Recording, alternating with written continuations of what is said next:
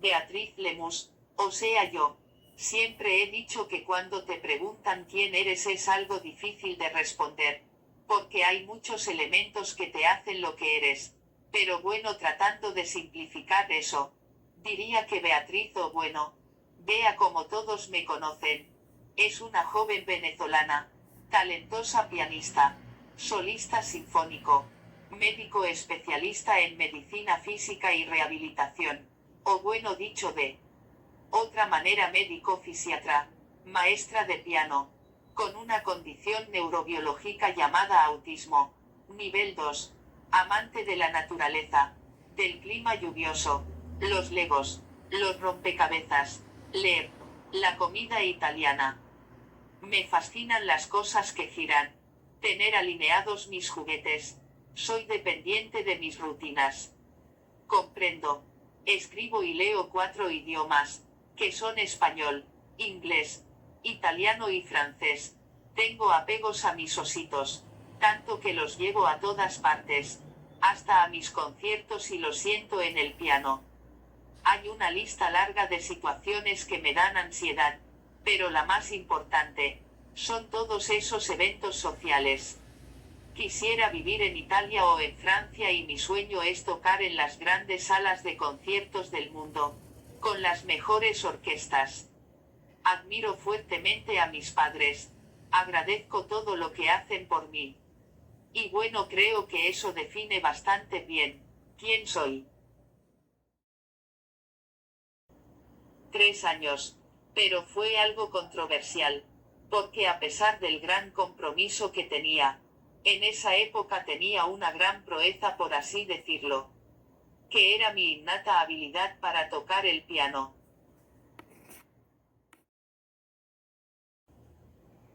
Hablar de conductas. Es hablar, yo creo que de un compendio de autismo, porque era muy típico. Una niña no sonreía a los demás, evitaba el contacto visual, las demostraciones de afecto, que le gustaba jugar sola, con juegos bastante atípicos como alinear o hacer girar cosas. No hablaba. Parecía además no tener ese interés de comunicarme, de compartir intereses con mi familia. Me podían llamar y llamar, pero no respondía al llamado. Giraba en círculos sobre mi propio eje o movía las manos, caminaba en puntitas. De bebé era un bebé excesivamente tranquilo. Ni se sentía que había uno en casa. Más grande, de edad preescolar, pues sí. Cambia la historia a ser excesivamente llorona, irritable. Todo me molestaba. Recurría muchas veces a las conductas autolesivas. Siempre hacía las cosas de la misma manera, como un ritual. Y si me cambiaban eso, se armaba la Tercera Guerra Mundial. Tenía un juguete y ropas que no quería soltar nunca o quitármelas. Y si me la quitaban era otra guerra mundial. En fin, de verdad, algo bastante típico. No, no lo enmascaró. Actualmente puede que sí, en ciertas situaciones, sobre todo detrás de un teclado, es decir, cuando escribo en mis redes, porque por mi manera de escribir, pues la gente piensa que mi autismo es leve, por tener un lenguaje escrito, como lo han catalogado muchos, muy rico y fabuloso, además de respuestas sumamente inteligentes, y lamentablemente no es así. Sé que antiguamente se asociaba déficit cognitivos con los grados más severos del autismo. Hoy en día no. Podemos encontrar mentes brillantes, con un compromiso importante en cuanto a la condición. Bueno, eso es un punto bastante álgido. Mis trastornos sensoriales, porque mis cables cerebrales de todos mis sentidos están mal conectados.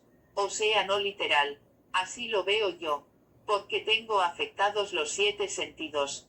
Para los que no conocen, digo 7 porque aparte de los habitualmente conocidos, vista, gusto, olfato, tacto y audición, se le suma el vestibular y el propioceptivo.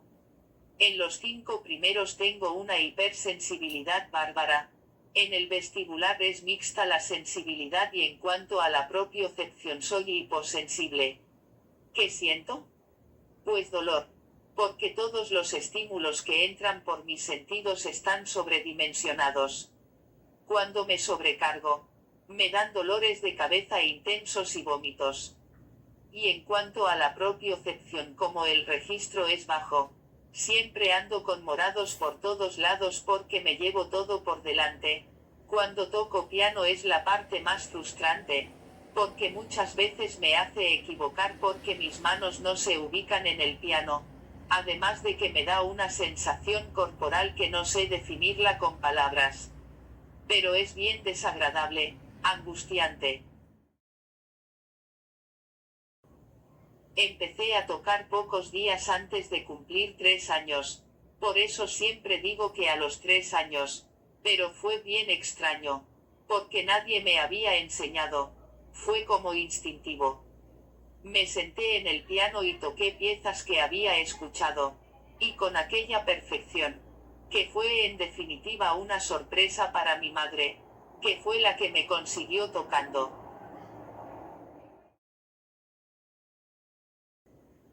Toqué el piano desde los 3 años hasta los 14 años. Dejé el piano porque me sentí infravalorada. Sí. Era una niña que todo el mundo reconocía que tenía un talento infinito y fantástico. Muchos grandes, como por ejemplo el gran pianista Carlos Duarte, me catalogó como una niña prodigio. Pero, ¿de quién esperaba ese reconocimiento? Que era de mi profesora de ese entonces, pues no lo tenía. A ella podían decirle algo fantástico sobre mí. Los grandes compositores, pianistas, directores de esa época, pero siempre direccionaba la conversación hacia otro de sus alumnos como si yo no existiera. Tengo autismo, sí, pero igual podía entender lo que estaba sucediendo aunque no dijera palabras. Eso en parte destruyó mi estima hacia el instrumento, que decidí retirarme y enfocarme en una nueva meta, es decir, la escuela de medicina. Lo retomé en el 2017. Me gradué por la Escuela de Música y por la Universidad de las Artes como pianista. Y desde entonces toco conciertos destinados a la concienciación del autismo.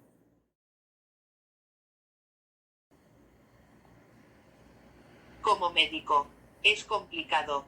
Ciertamente debí estudiar algo más, algo que requiriera menos socialización, comunicación, porque ambas cosas son excesivamente estresantes para mí.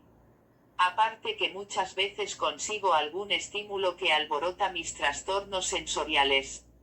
Pero bueno, cuento con mi jefa para cualquier cosa que necesite, y con un equipo de residentes que son mi mano derecha y están más que entrenados para actuar si hay una crisis. Pero bueno, creo que muchos se preguntan con esa descripción, ¿y cómo es médico? Estoy súper entrenada para interactuar con mis pacientes. Tengo una capacidad grande de memoria que, en base a eso, puedo dar con cualquier diagnóstico y tratamiento a la perfección. Además que creo que por ser pensadora visual, soy la mejor haciendo las electromiografías.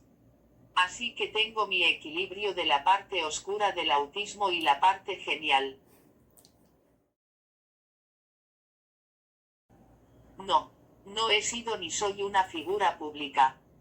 Sí, cierta cantidad de personas conocen mi historia, mi vida, mis logros, mis desaciertos, pero tanto para estar en ese renglón de figura pública, no creo. Mis padres en todo momento han estado a mi lado. Si es de defenderme, de aclarar situaciones, lo han hecho. Sin embargo, mis padres son de esos trabajadores silenciosos, es decir, no les gusta estar hablando públicamente de mi condición. Creo que es algo así como parte duelo, parte negación que aún albergan en sí, aunque eso jamás los ha paralizado para actuar, buscar las ayudas que necesite, trabajar y reforzar lo que se haya que hacer. Ahora, actualmente, que manejo redes sociales, que he decidido llevar esa tarea de educar, concienciar. Y debo enfrentarme a muchas cosas. Es agotador.